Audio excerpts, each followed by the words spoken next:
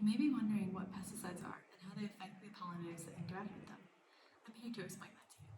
All pesticides, including neonicotinoids, organophosphates, and other herbicides and insecticides, are damaging to pollinators. About 90% of all flowering plants need pollinators to survive. 1/3 of pollination is accomplished by honeybees. Bees are very important to our Earth. They are a keystone species, and if they die, a majority of ecosystems would be affected. Pesticides used in large quantities can kill bees in a few days and sometimes instantaneously. Even at a lower amount, they can harm bees' health, shorten their lifespan, or affect their ability to reproduce. One especially harmful pesticide is a neonicotinoid. They're used to prevent insects, pests, and grubs. Neonicotinoids are water-soluble, non-selective, persistent, and widely used. Since the 1980s, neonicotinoids have been used to replace more toxic pesticides, but they're still harmful to organisms.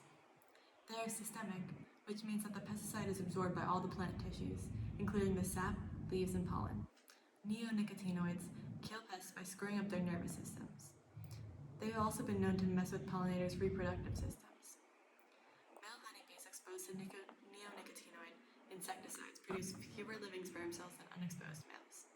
Drones, or male bees, from colonies with pesticide exposure produce 39% fewer living sperm, and drones with exposure average 8 to 10% lower sperm success, which takes into account the percentage of living versus dead sperm.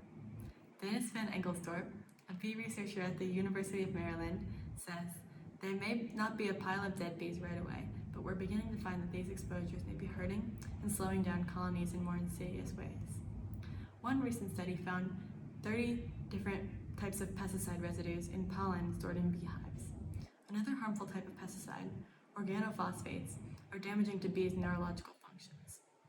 In any case, all pesticides should be avoided because pesticides in combination with other chemicals can increase toxicity.